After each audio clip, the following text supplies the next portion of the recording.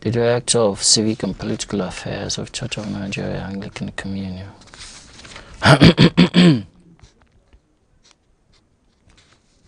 Venerable Joseph Unoya describes as unfortunate the travail of embattled former Deputy Senate President Ike Ekweremadu and his wife, Beatrice, Moscow's Anglican chaplain.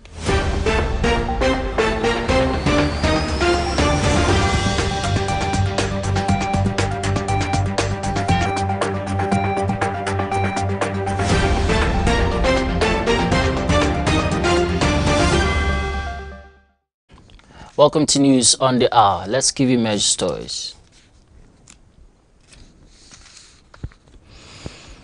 Wife of retired Abuja priest Mrs. Abosede Majekodunmi takes to the altar with family and friends to appreciate God's faithfulness, grace and love over her life as she clocks 70.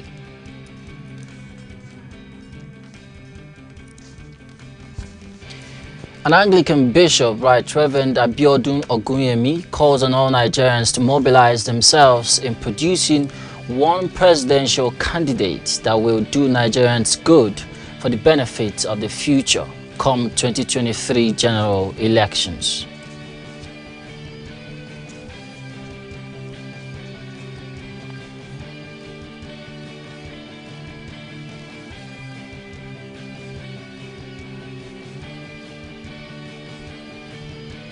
The Director of Civic and Political Affairs of Church of Nigeria Anglican Communion, the Venerable Joseph Unoya, describes as unfortunate the travail of embattled former Deputy Senate President Ike Ekweremadu and his wife Beatrice.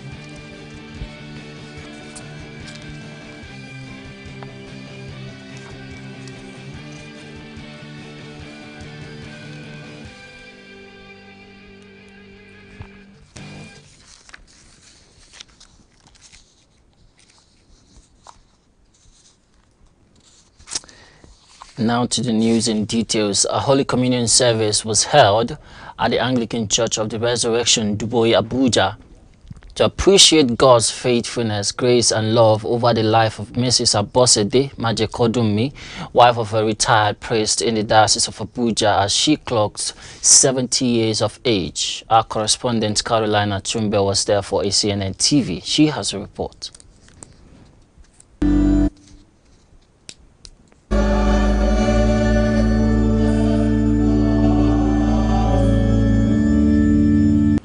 At Anglican Church of Resurrection, Dubois, Abuja, Mrs. Abosede Majekodunmi and family danced in appreciation to God, marking her 70th birthday, as the celebration attracted friends and lovers of the Majekodunmis to rejoice with them.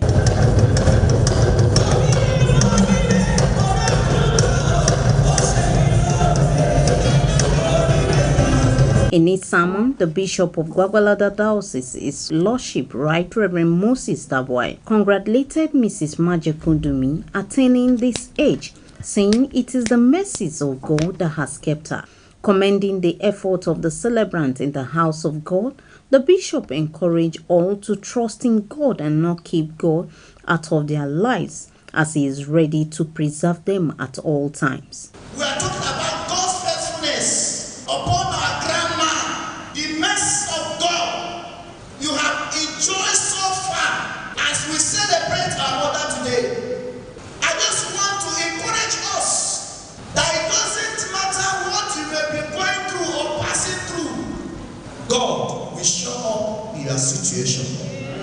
The husband of the celebrant, retired Venerable Olusegun Majekodunmi, thereafter renewed his love, presenting her wife with a new ring as a symbol of the love they share. The celebrant family and well-wishers joined in thanksgiving to God as they danced to the altar and prayers were offered for her and the family. Thereafter, Mrs. Abosede Majekodunmi hosted her guests to a reception and the birthday cake was cut. He has done marvelous things that I cannot explain. When you say count your blessings, I cannot count it.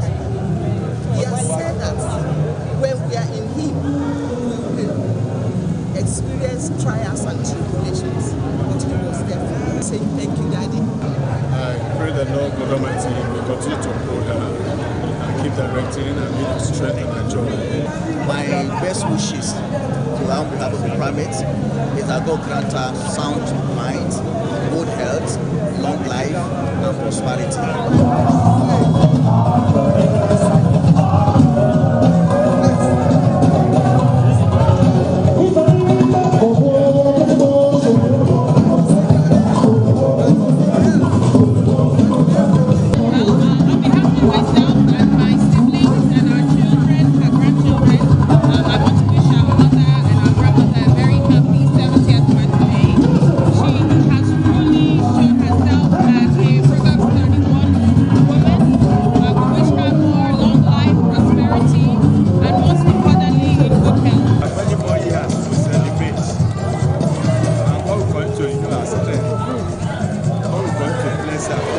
Once again, that the Lord will cause her to see the goodness of God in the land of the living, that she will enjoy the fruit of her labor. Wonderful mommy, best mommy, happy birthday to you. I am Caroline Atumbe, reporting for CNN News. Well, congrats to mommy right there, and thank you, Caroline. An Anglican bishop, Right Reverend Abiodun Ogunyemi, has called on all Nigerians to mobilize themselves in producing one presidential candidate that will do Nigerians good for the benefit of the future come 2023 elections. Bishop made the call in an interview with Acnn News correspondent Carolina Chumbe, urging them to get their PVCs.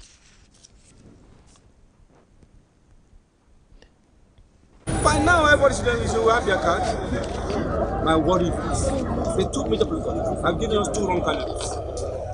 So I pray that we will mobilize ourselves around a third force that will do what is right.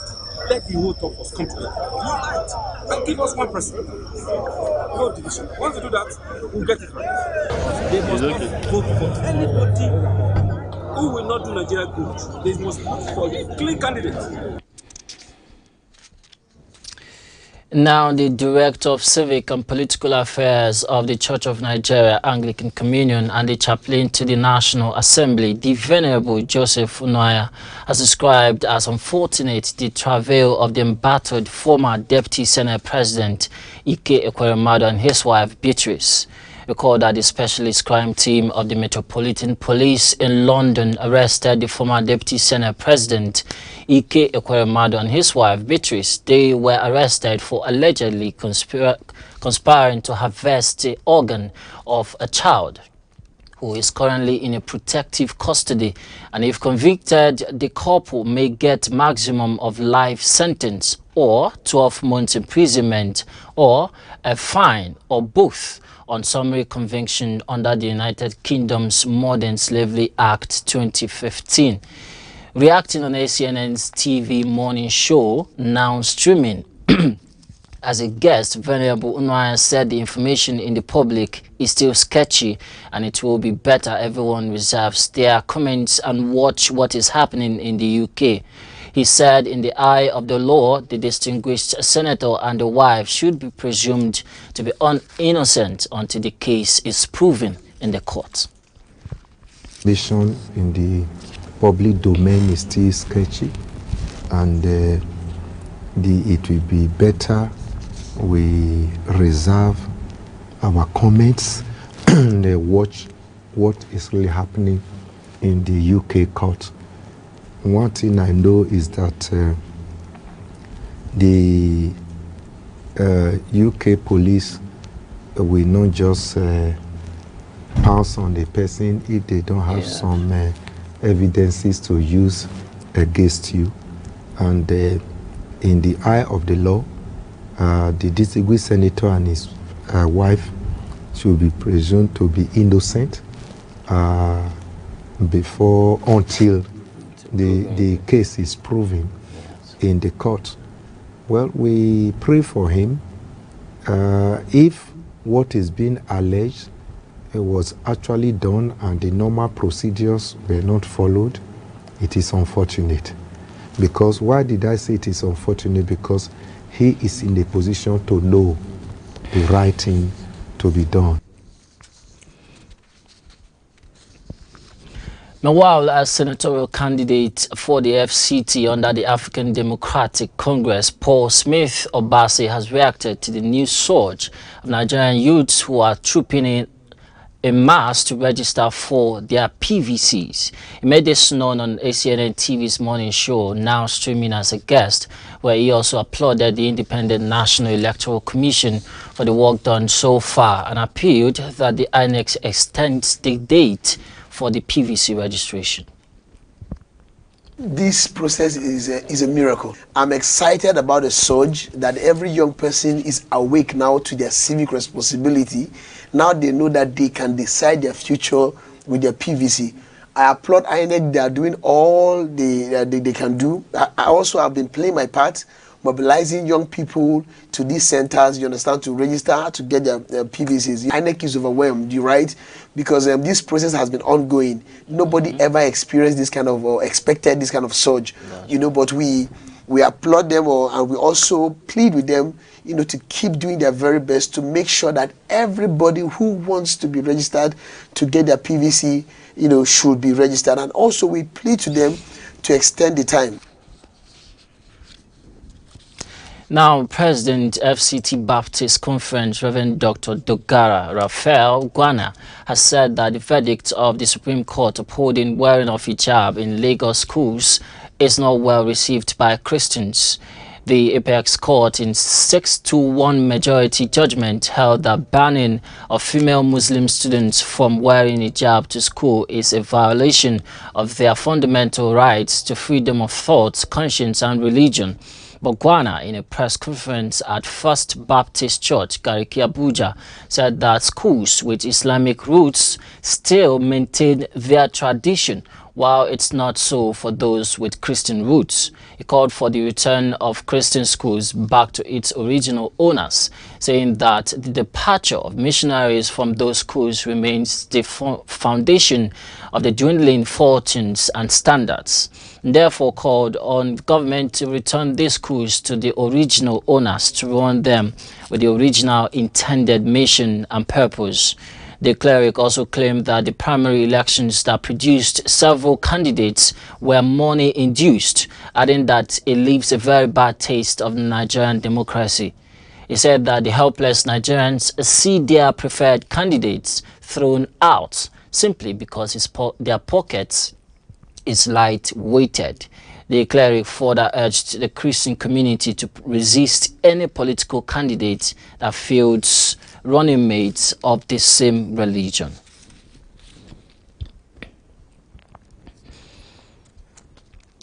Moscow's Anglican chaplain condemns sanctions against Russian patriarch. That story and others will come your way after this break. Please stay tuned. We keep coming here every single day.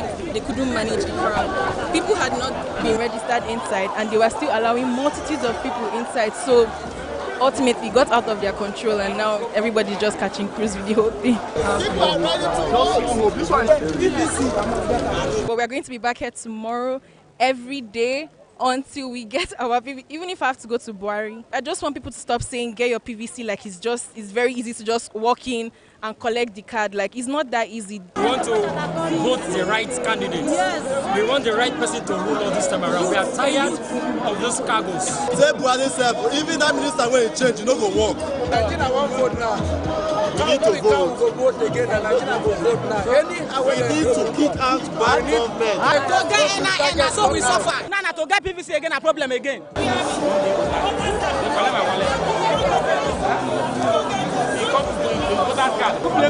You want to get voter card, problem. You won't vote again, problem. To elect leader to Nigeria, of course.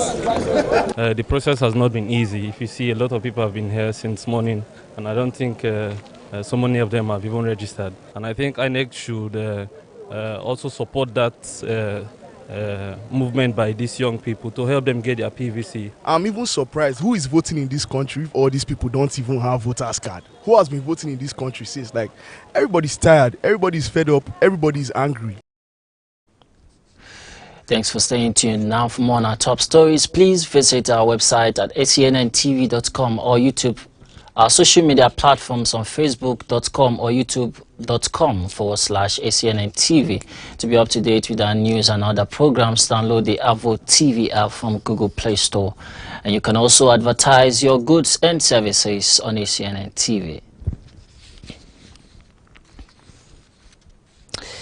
The primate of the Church of Uganda, Most Reverend Stephen Kazimba, has convened a meeting of senior faith leaders from the Great Lakes region of the East Africa to resolve the civil wars in Congo's eastern Kivu province. The meeting, held at the Church of Uganda's guest house in Namirembe, Kampala, had the Most Reverend Stephen Kazimba along with the Anglican primate of Congo, Most Reverend and the Georges Titre, the Right Reverend Francis Kamera, representing the Anglican Church of Rwanda, the Grand Mufti of Uganda, Sheikh Shaban Ramadan Mubaje, and other faith leaders as they discussed ways peace could be brought to the war-torn Eastern Congo. The Eastern Congo has been the scene of intermittent civil war since 2004 between the Army of the Democratic Republic of Congo and various tribal groups, warlords and Islamist jihadists. Since 2017, approximately 1.7 million refugees have been forced from their homes as a result of fighting between the army and Islamic insurgents. ISIS Congolese affiliate, the Islamic State Central African Province, has targeted Christian villages and government offices for terror attacks. The Anglican churches of the Great Lakes region of East Africa, in cooperation with other faith groups, NGOs and governments, have long sought a resolution to Africa's longest sustained civil war.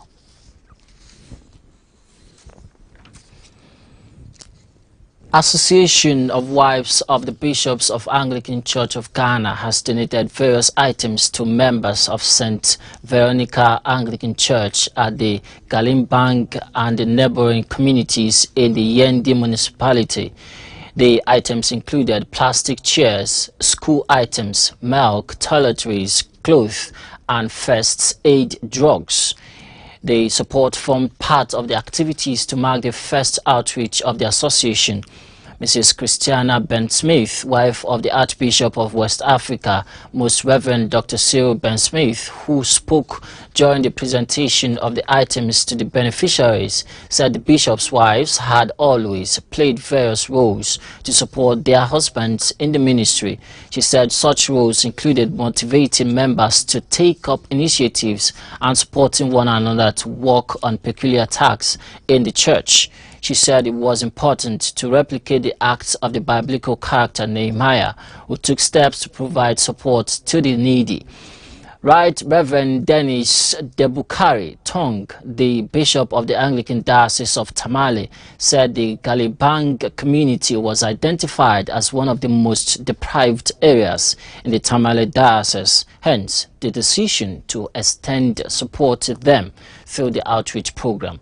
Reverend Father Emmanuel Jakan, the resident priest at the St. Veronica Parish, expressed gratitude to the association for donation, saying it was historical to have the wives of all bishops of the Anglican Church in the country reaching out to the community.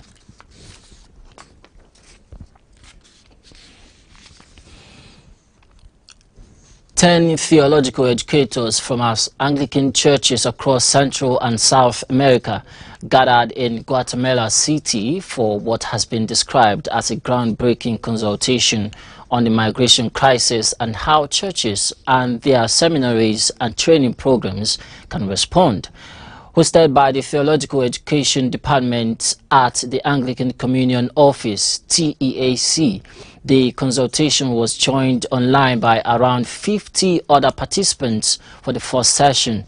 There are now more than 280 million migrants in the world, with 20% of this total moving within Latin America and up to the US border.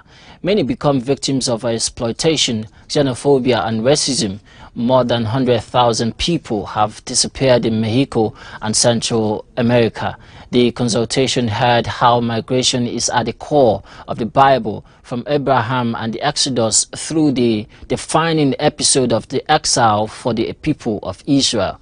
Elizabeth Cook from Costa Rica pointed out that the Bible had been written by migrants for migrants, and they were therefore brothers and sisters in need of respect, dignity, and support. Nelly Miranda from Guatemala reminded the consultation that missionary activity is the mother of theology, and therefore theological education needs to be located within the realities of the crisis.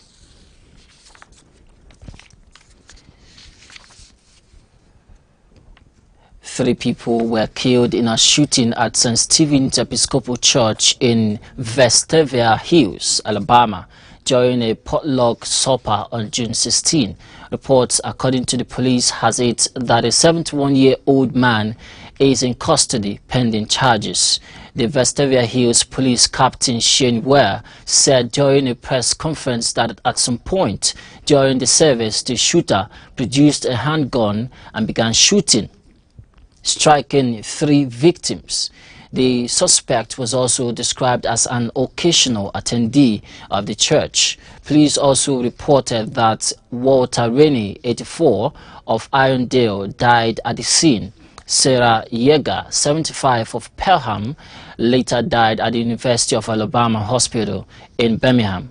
The third victim, which her family had asked that her name is not released, an 84-year-old woman from Hoover, died at the same hospital. Another potluck attendee subdued the shooter, who acted alone, and held him down until police arrived. St. Stephen's rector, the Reverend John Burroughs, while reacting to the unfortunate event, wrote, and I quote, "Our hearts are broken from the horrible tragedy this evening at St. Stephen's. More than anything, I ask your prayers for our community, especially those who are injured and the families of the deceased."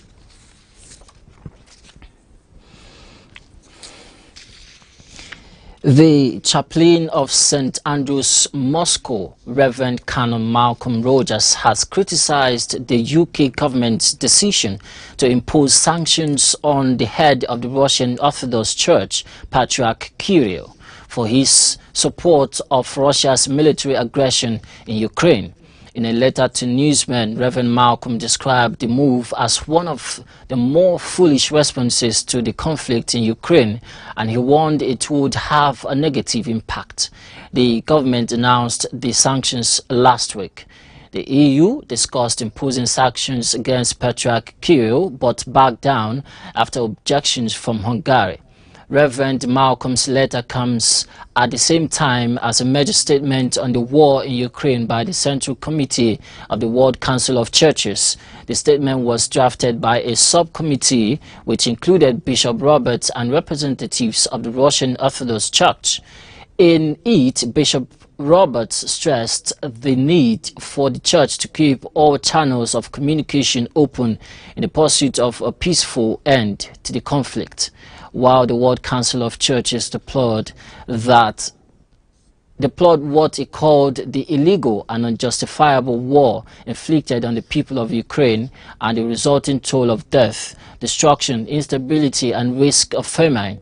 The statement reiterated that World Council of Churches appeal for an immediate ceasefire and for dialogue and negotiations to secure a sustainable peace. It also called on the international community to invest more in the search for peace rather than escalating confrontation and division, also rejecting the misuse of religious language and authority to justify armed aggression, but noted the commitment of the Moscow Patriarch to engage in dialogue on the situation in Ukraine. The incoming General Secretary, Reverend Professor Dr. Jerry Pillay, dismissed any suggestion that Patriarch Kirill's comments could lead to suspension of the Russian Orthodox Church from the WCC.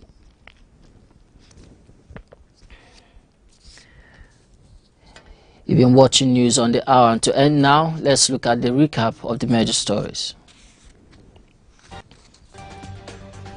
Wife of a retired Anglican priest, Mrs. Abosede Majekodunmi, takes to the altar with family and friends to appreciate God's faithfulness, grace and love over her life as she clocks 70.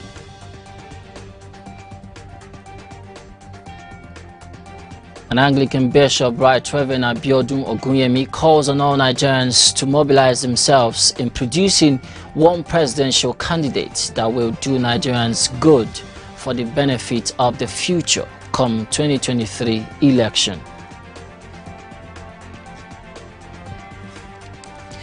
The Director of Civic and Political Affairs of the Church of Nigeria Anglican Communion, the Venerable Joseph Onuaya, describes as unfortunate the travail of embattled former Deputy Senate President Ike Ekweremadu and his wife, Beatrice.